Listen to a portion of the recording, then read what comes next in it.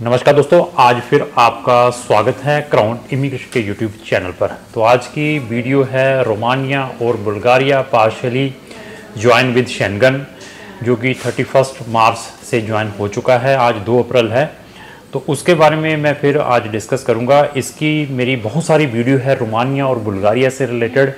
Either आपने किसी भी स्टडी के लिए इन दोनों कंट्रीज़ में जाना है तो हमारी दोनों कंट्री से लेकर डेडिकेटेड प्लेलिस्टें हैं, जिनके लिंक मैंने डिस्क्रिप्शन बॉक्स में लगाए हैं। मैं बहुत समय से बता रहा था कि इन कंट्रीज़ को इनकैश करें, क्योंकि they will join with Schengen countries. तो लास्टली इन्होंने पार्शियली ज्वाइन कर लिया है। पार्शियल का क्या मीन है वो भी बताऊंगा। थोड़ा फैक्ट एंड फिगर के बारे में मैं बता दूं।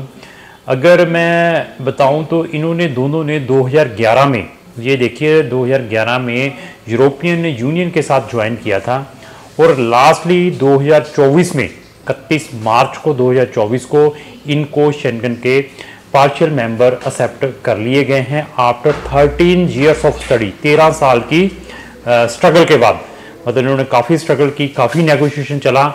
अभी भी एक कंट्री इनके ऊपर ऑब्जेक्ट कर रही है, ऑस्ट्रिया। दैट रीज़न उन्होंने इनको पार्शियली ज्वाइन कराया है। पार्शियल का क्या मीनिंग है वो भी मैं इस वीडियो के अंदर बताऊंगा। पहले फैक्ट एंड फिगर बुल्गारिया के बारे में हम डिस्कस करेंगे। अगर इसकी पॉपुलेशन की बात करें तो 64 लाख की इसकी पॉपुलेशन है।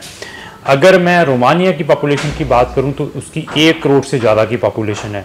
इन चीज़ों को भी माइंड में रखना है जब भी आपने किसी कंट्री में जाना है।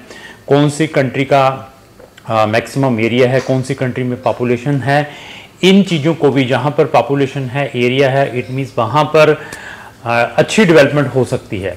तो कैपिटलों की बात करूँ इनकी कौन कौन सी है, सोफिया बुल्गारिया की है, बुचारेस्ट रोमानिया की है। तो अगर मैं एरिया की बात करूं तो इसका जो एरिया है बुल्गारिया का अप्रोक्स 1 लाख स्क्वायर किलोमीटर का है। तो मैं रोमानिया की बात करूं तो इसका 2 लाख से ज़्यादा स्क्वायर किलोमीटर का एरिया है। बॉर्डर कंट्रीज़ की बात करूं, बुल्गारिया के साथ ग्रीस लगता है, तुर्की लगता है, मैसिडोनिया लगता है, सर्बिया लगता है, रोमानिया लगता है। अगर मैं रोमानिया की बात करूं कि रोमानिया के साथ कौन कौन से बॉर्डर है, रोमानिया के साथ जो शेंगन कंट्री है हंगरी लगती है। तो उसके बाद में जो अनदर बॉर्डर्स हैं, यूक्रेन के साथ में लगता है, मोल्डोवा लगता है, सर्बिया लगता है। तो बुल्गारिया भी एक साइड में इनके साथ लगता है। तो रोमानिया और बुल्गारिया में हम नंबर ऑफ स्टूडेंट्स को भेजते हैं डिफरेंट स्ट्रीम्स में। बहुत इकोनॉमिकल है, इसको इनकैश करें। जो बच्चे अच्छी यूनिवर्सिटीज़ में वहाँ पर पढ़ना चाहते हैं, जो चाहते हैं कि वहाँ की जो यूनिवर्सिटीज़ की फ़ीस है इंडिया की यूनिवर्सिटी से भी कम हो, तो ऐसे प्रिविलेज भी आपको वहाँ की अच्छी यूनिवर्सिटीज़ में मिल सकते हैं। बुल्गारिया और रोमानिया की जो पब्लिक यूनिवर्सिटीज़ हैं उनकी फ़ीस 2-2.5 लाख पर ईयर से स्टार्ट होकर, डिपेंड है आप कौन से प्रोग्राम में जा रहे हैं उस मतलब अगर मेडिकल के प्रोग्राम में जा रहे हैं तो उसकी 8 लाख की फ़ीस है साल की। तो अगर आप इंजीनियरिंग जैसे, बिजनेस जैसे, ह्यूमैनिटीज़ जैसे प्रोग्राम में जा रहे हैं तो उसकी 2 से लेकर 3.5 लाख की ईयरली फीस है। तो ऐसे ऐसे प्रिविलेज है और एक्सेसिबिलिटी है शेंगन की। तो मैंने वर्ड यूज़ किया था पार्शियली। पार्शियली मीन्स ये है कि शेंगन ने इनको पार्शियली ज्वाइन करवा लिया है। तो कोई भी पर्सन बाई एयर और by sea without visa Schengen में इंटर कर सकता है, लेकिन बाई रोड अभी तक रिस्ट्रिक्शंस हैं ड्यू टू ऑब्जेक्शन किया है ऑस्ट्रिया ने, ड्यू टू बहुत सारी इलीगल माइग्रेशन इन 2 कंट्रीज के थ्रू शेंगन के अंदर एंटर होती है। दैट रीजन इस स्पेसिफिक कंट्री ने इनके ऊपर ऑब्जेक्ट किया हुआ है। लेकिन आने वाले टाइम में जो ये भी उन्होंने जो रिस्ट्रिक्शन लगाई है ये भी क्लियर हो जाएगी। तो अगर आपने इन कंट्री में पढ़ने के लिए जाना है तो आप एज अर्ली एज पॉसिबल अपने स्टेप ले, क्योंकि इनके पोर्टल ऑलरेडी ओपन हो चुके हैं। आप किसी भी यूनिवर्सिटी के बारे में बताएंगे, वहाँ पर आपकी प्रोफाइल चेक करने के बाद हम आपको बताएंगे कि आपके कितने चांसेस हैं। अभी बच्चे, पेरेंट्स, जो मैक्सिमम लोगों की सोच ये है कि ये यार ये छोटी छोटी कंट्री हैं, अभी शेंगन के अंदर ज्वाइन की है, पहले यूरोपियन में थी तो यहाँ पर मतलब धड़ाधड़ वीज़े मिलेंगे। ऐसा नहीं है। ये स्टार्टिंग से ही रिस्ट्रिक्टेड रही हैं कंट्रीज। प्रोफाइल आपकी वीक है, 50%, 55% वाले बच्चे हैं, स्टडी में 3-4 साल का गैप है, उन बच्चों को वीज़ा नहीं मिल पाएगा। वो हमें कॉन्टैक्ट ना करें अगर इन स्पेसिफिक कंट्री में जाना है।